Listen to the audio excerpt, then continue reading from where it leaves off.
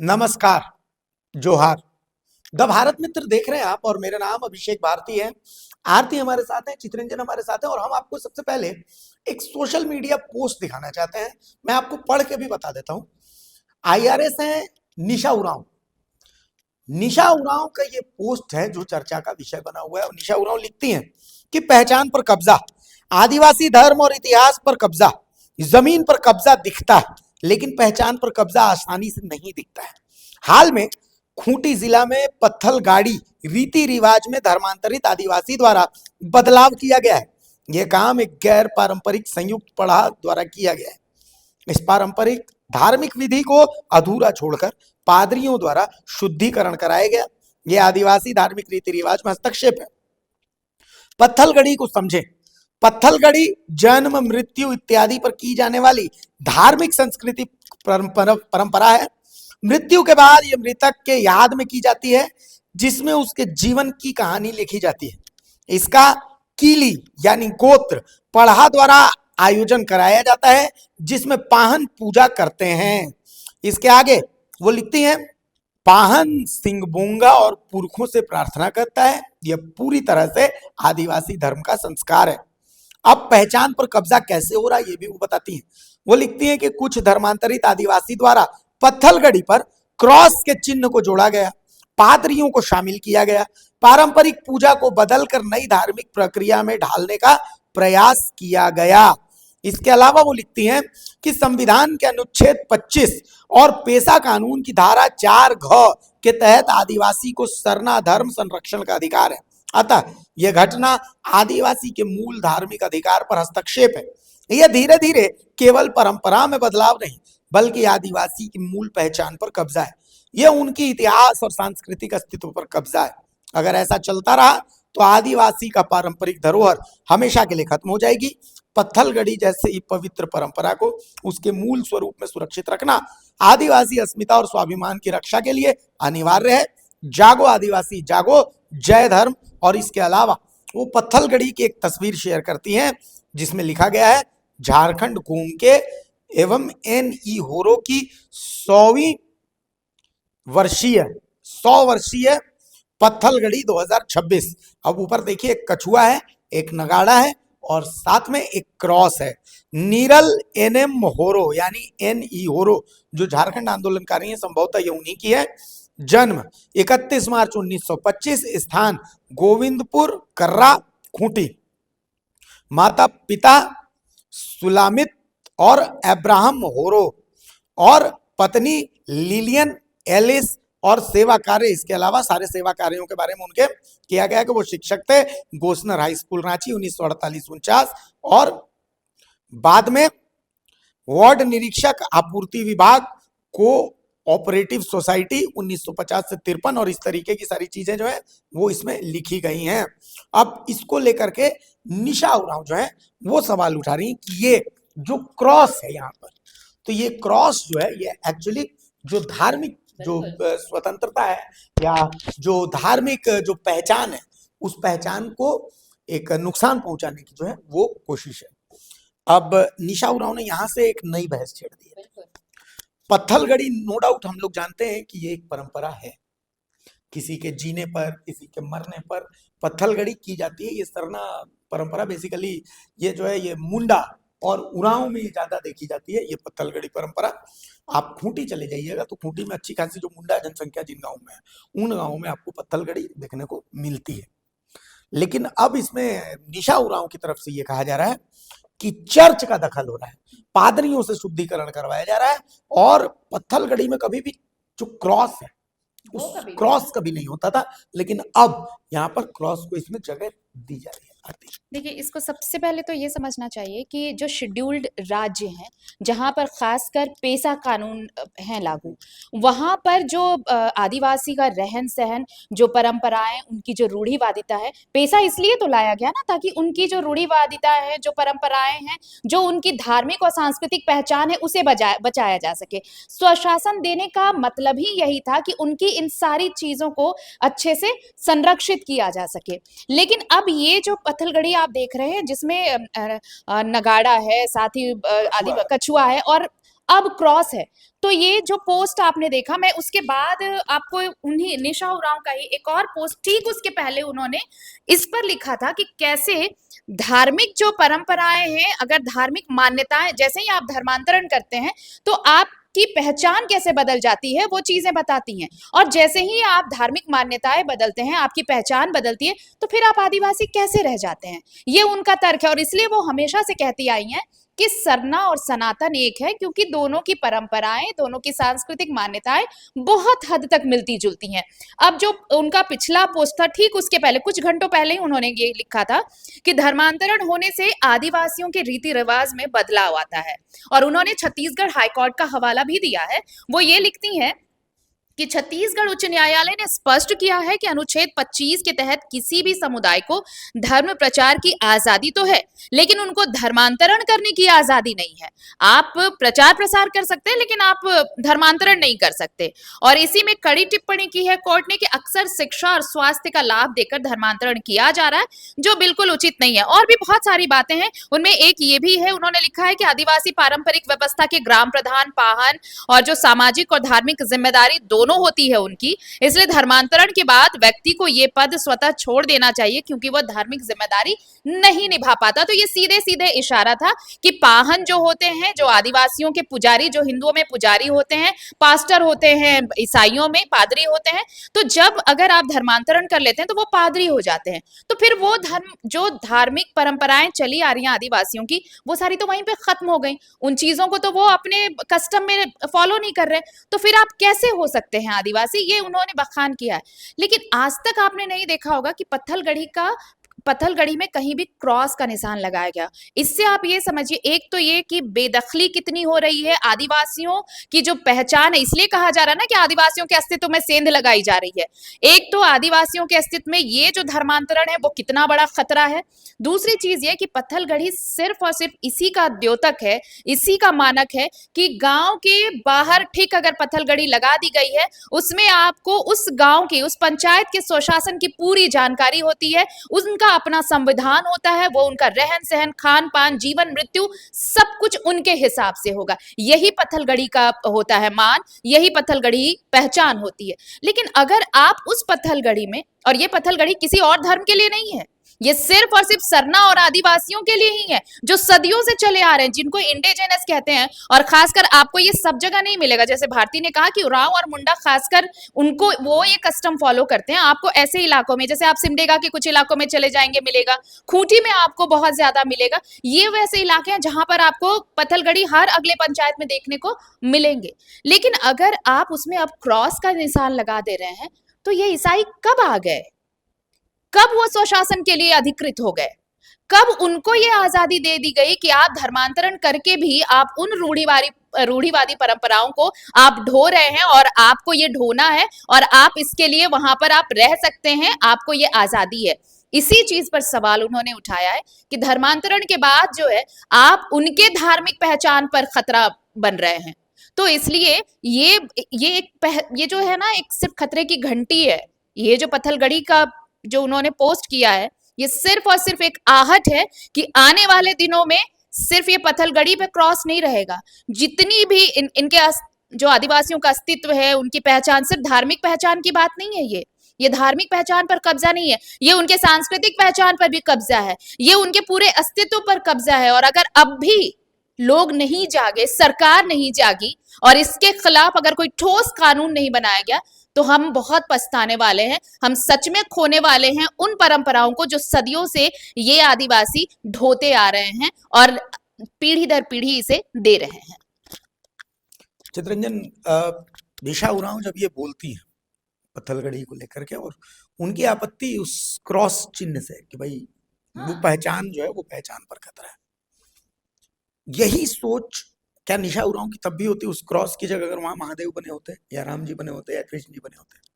देखिए, आमतौर पर अगर आप पत्थलगढ़ी क्या है, पत्थलगढ़ी आदिवासियों की परंपरा है। वो जीने, जिसका जिक्र आपने भी किया कि जीने से लेकर मरने तक में पत्थलगढ़ी यूज होता है, क्योंकि कोई व्यक्ति जब मरता है तो उसमें भी लगाया जाता है।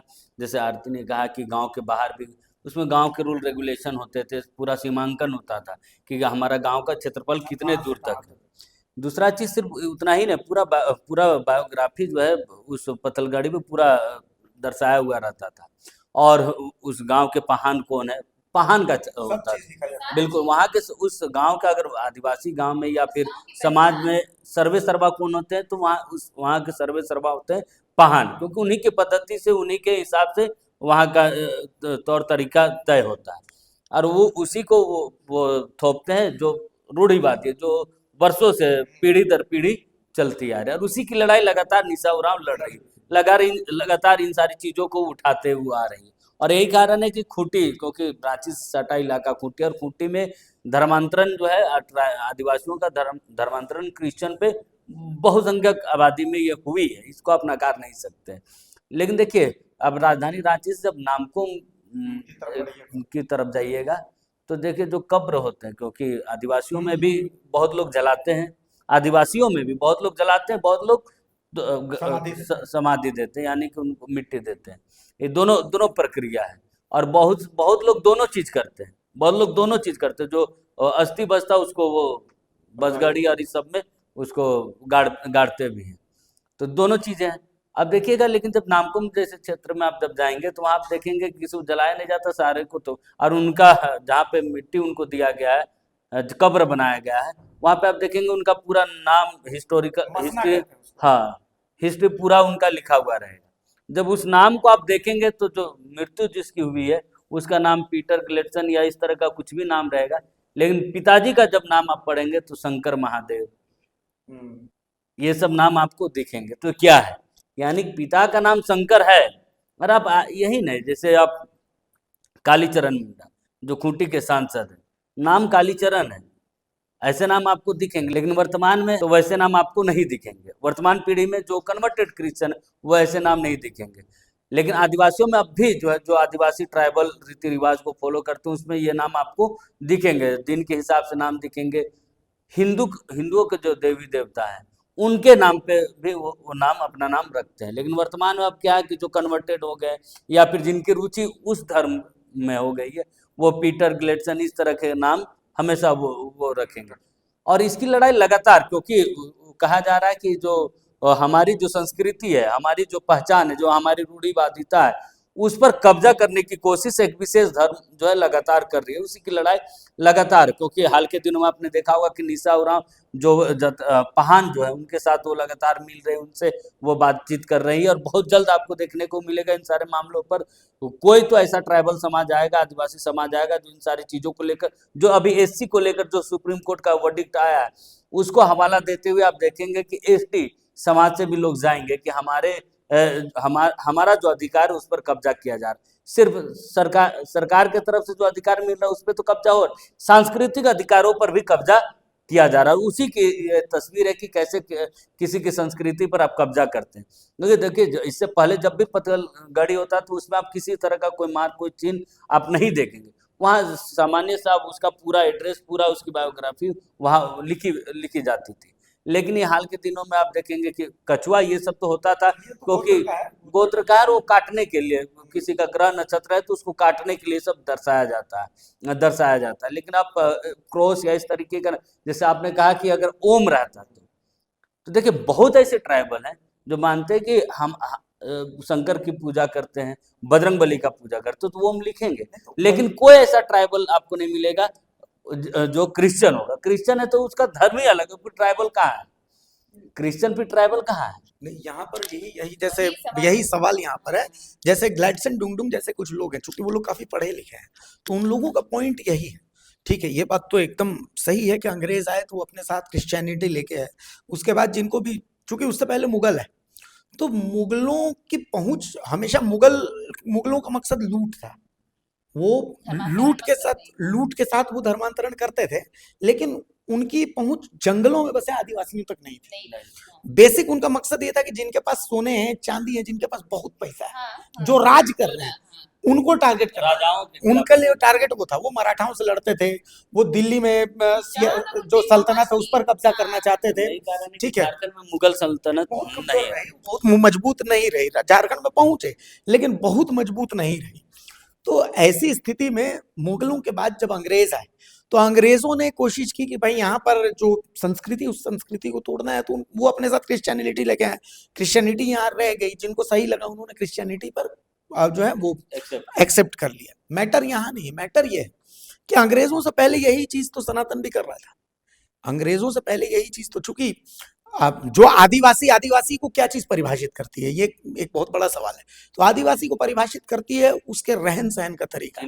जंगल में वो रहते हैं, वो शिकार जो है उस पर वो करते थे, खेती वो बहुत कम करते थे, वो बेसिकली खेती शिकार पर रहते थे। वो प्रकृति की पूजा करते हैं। उनके सामने वो जो भगवान जो उनके सामने दिख रहे हैं, वो पेड़ पौधे, पृथ्वी, इनकी पूजा कर रहे हैं। सिंगा बोंगा की पूजा करते हैं। जैसे जो आपके हो ट्राइब्स हैं या जो मुंडा ट्राइब्स हैं, ये लोग जो जहां तक मेरी जानकारी कहते हैं, वो सिंग बोंगा और इनकी पूजा करते हैं, जिनका उल्लेख निशा उरांव कर रही है। उरांव ट्राइब्स जो है वो लोग। तो अब सवाल ये उठता है कि अगर क्रिश्चियनिटी को आप सांस्कृतिक अतिक्रमण कह रहे हैं, तो क्या जो आदिवासी महादेव की पूजा कर रहे हैं या जो आदिवासी रामनवमी में झंडे निकाल रहे हैं, क्या वो एक सांस्कृतिक अतिक्रमण में आप काउंट नहीं करेंगे? हाँ ठीक है, आप बात कर लीजिए। हाँ, बोलिए। इस सबसे बड़ी चीज तो यही है भारती कि देखिए, ये आपको याद होगा, आपने ग्लैडसन डुंगडुंग का जिक्र किया, तो वो इस मामले पर काफी मुखर रहे हैं। आप जब भी उनसे धर्मांतरण के बारे में पूछिए, वो कई बार ये कहते रहे हैं कि ये लोग जो सो कॉल्ड जो बताते हैं कि धर्मांतरण की वजह, जिन्होंने धर्मांतरण कर लिया वो अब आदिवासियों की गिनती में नहीं आएंगे, वो आदिवासी नहीं है, ऐसा। लेकिन इसके पीछे उनका एक तर्क है। वो ये कहते हैं कि भाई जो बाहर आ गए, जैसे निशा उरांव ऑफिसर हैं, अधिकारी हैं, बाहर रहती हैं, तो क्या वो जो आदिवासी अपनी रूढ़िवादिता जो भी है, परंपराएं हैं, धार्मिक सांस्कृतिक जो भी उनका है, वो सब कुछ वही फॉलो करते हैं जो अब भी जंगलों में रह रहे हैं या फिर अपने घरों में दूर दराज इलाकों में रह रहे हैं, वही ये सब चीज ढो रहे हैं? क्या वो लोग जो वेस्टर्न कल्चर फॉलो कर रहे हैं, क्या वो उन रूढ़िवादी परंपराओं का पालन करते हैं? नहीं करते हैं। तो वो खुद को कैसे आदिवासी कहते हैं? आदिवासी का मतलब ही है कि आप रूढ़िवादी परंपराओं का पालन कर रहे हैं। तो आप धर्म बदल लेने से, भाई धर्म हमने बदला लेकिन हमारे डीएनए में आदिवासियत है। हमने सिर्फ धर्म बदला है, लेकिन हमें कोई ये कैसे कह देगा कि हम आदिवासी नहीं है या फिर हम सरना को नहीं मानते? उनका कहना है कि हमारा डीएनए थोड़ी बदलेगा। भाई हमको जो संविधान इजाजत देता है, मेरे को जो धर्म पसंद आया मैं उस धर्म में चला जाता, तो उससे मेरे डीएनए तो बदलने, चूंकि आदिवासियत एक डीएनए की चीज है, तो वो डीएनए तो बदलेगा नहीं। उनका पक्ष ये नहीं, उनका यही कहना है कि चलिए, इस पर भी जब उनको जवाब मिला कि नहीं, जब आप धर्म बदल लिए तो आप तो उन सारे कस्टम्स को फॉलो नहीं करते हैं, तो फिर आप आदिवासी कैसे हुए?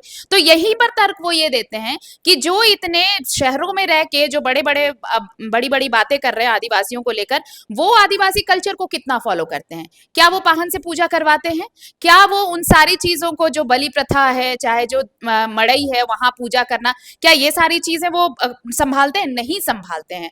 वो विदेशी कल्चर को फॉलो कर रहे हैं, तो वो आदिवासी हो सकते हैं, लेकिन हम सारी चीजें अपनी जड़ों से जुड़े हुए हैं और सिर्फ हमारा धर्म बदला तो हम आदिवासी कैसे नहीं हो सकते? तो धर्मांतरण कर लेने के बाद हम आदिवासी नहीं है, इस चीज को ग्लैडसन जैसे लोग इस बेसिस पर खारिज करते हैं। लेकिन फिर सवाल उठता है कि अगर हम क्रॉस के चिन्ह को अगर ऑब्जेक्शन मान रहे हैं निशा उरांव के हिसाब से, तो कल को अगर महादेव की मूर्ति हो या दुर्गा माँ की प्रतिमा उकेरी जाए, तब फिर क्या ऑब्जेक्शन नहीं होगा? क्योंकि आप, फिर वही सवाल आता है कि फिर तो आपका भी धर्मांतरण है, फिर तो आप भी सरना समर्थक, तो सरना पूजक तो आप रहे नहीं, आप फिर धर्मांतरण कर रहे हैं, आप हिंदू संस्कृति फॉलो कर रहे हैं, वो कस्टम जो आदिवासियों के कस्टम से बिल्कुल अलग है। उनका आखेट करना, उनका अब भी पेड़ पौधों पर निर्भर रहना, उनका अब भी जो दृश्य है, जो दिखते हैं, उन्हीं को अपना इष्ट मानना, ये सारी चीजें, हाँ ये जरूर है कि मान्यताएं परंपराएं मिलती जुलती हैं, लेकिन इसका कतई मतलब नहीं है। तो यही सवाल निशा उरांव को इसका जवाब देना पड़ेगा कि अगर आज क्रॉस पे अगर उनका ऑब्जेक्शन है, अगर उनका ऐतराज है, तो क्या हिंदू देवी देवताओं के चित्र भी अगर आने वाले दिनों में, क्योंकि यही तो चल रहा है, यही चल रहा है ना, एक तरफ ग्लैडसन जैसे लोग जो इनका बचाव कर रहे हैं, क्रॉस के चिन्ह को लेकर बचाव कर रहे हैं, तो एक धड़ा ये भी है जो ये कह रहा है कि आप भाई रामनवमी में कैसे झंडा उठा रहे हैं, आप हनुमान जयंती कैसे मना रहे हैं, आप नवरात्र कैसे मना रहे हैं, ये सवाल दूसरे धड़ा भी तो है। तो अब यही होगा कि फिर अगले बार आप पत्थलगड़ी में देखेंगे कि दुर्गा माँ की प्रतिमा उकेरी गई है, महादेव की प्रतिमा उकेरी गई है, तब क्या जवाब रहेगा? क्या उस वक्त भी निशा उरांव ये कहेंगे कि ये धर्मांतरण जो है वो धार्मिक मान्यताओं पर कब्जा है? ये बहुत बड़ा सवाल है। एक पॉइंट और है, आप समझिए। जैसे आरएसएस की तरफ से जो कुछ पॉइंट्स दिए जाते हैं, आदिवासी शब्द से आरएसएस थोड़ा परहेज करता है, वो वनवासी शब्द का इस्तेमाल हाँ। करता है। और वो उदाहरण देता है श्री राम और लक्ष्मण जी का, सीता जी का, कि वो भी तो वनवासी थे। कहा इतने साल उन्होंने वन में रहा, तो वो वन में रहे होंगे, तो जाहिर सी बात है वो आदिवासी जीवन शैली को ही उन्होंने अपनाया होगा, और कोई उपाय नहीं है। वो सर्वाइवल हाँ, तो वो शिकार पर ही जीते वो होंगे। स्किल वही चलिए, है। अगर भगवान है, वो शिकार तो नहीं कर सकते, वो नॉनवेज नहीं खा सकते, तो वो जरूर कंदमूल पर रहते होंगे, लेकिन वो कंदमूल और वो जो जीवनचर्या है, वो आदिवासी जीवनचर्या है। रामायण में निषाद राज का उल्लेख होता है। निषाद राज क्या थे? निषाद राज भी आदिवासी ही थे। आदिवासी अगर हम लॉजिकल वे में जाए तो वो भी आदिवासी थे। तो कुल मिलाकर के इन तमाम चीजों का जब उल्लेख होता है, तो वहीं से आता है कि भाई ये कॉन्सेप्ट, भाई तब वो वनवासी है। लेकिन फिर वही सवाल यहीं पर आ जाता है कि क्या जबरदस्ती अपने धार्मिक ग्रंथों में, चूंकि श्री राम से पहले भी जो लोग रहे होंगे, राजा रहने से पहले जो लोग जंगल में रहते होंगे, वो कौन? वो आदिवासी होंगे। आदिवासी से भी तो उनमें से किसी को राजा निकाल कर और उसको राजा बनाया गया। फिर उसने बोला कि नहीं, मैं रघुवंश से हूँ, मैं चंद्रवंश से हूँ, और अलग अलग वंश शुरू हुए। तो इनका जो बेसिक कॉन्सेप्ट है, वो कॉन्सेप्ट यही है कि जब उससे पहले जो जीवन था, ठीक है, हम कह देते हैं कि आदि अनादि काल से हम सनातन है, लेकिन कहीं तो शुरुआत हुई होगी। जो पहला शख्स जो आया होगा, ठीक है, आप, हमारा धर्म कहता है कि वो मनु महाराज थे, लेकिन हम कहते हैं कि जो पहला शख्स जंगल में आया होगा ना भाई, तो उसका धर्म भी तो कुछ रहा होगा। वो कौन सा धर्म रहा होगा? तो इन सब चीजों की बहस जो है, इस बहस को निशा उरांव कैसे परिभाषित करेंगे? देखिए, दिक्कत क्या है ना कि आप कुछ वर्षों से ज़्यादा ये सारी चीज़ें देखते होंगे कि क्योंकि जब इसका विरोध होने लगा, धर्मांतरण का विरोध, जब आदिवासी क्रिश्चियन बनने लगे, तब ये सारी चीज़ें ज़्यादा होने लगी, विरोध होने लगा। आप कुछ 10, 20, 40, 50 साल पहले की पुस्तकें पढ़ेंगे, तो इसका बहुत ज़्यादा उल्लेख या बहुत ज़्यादा डिस्क्राइब या बहुत ज़्यादा विरोध इस तरीके से नहीं दिख जाता। लेकिन इन कुछ वर्षों में जब ज़्यादा इस पर हावी होने लगा, तब इसका विरोध होने लगा।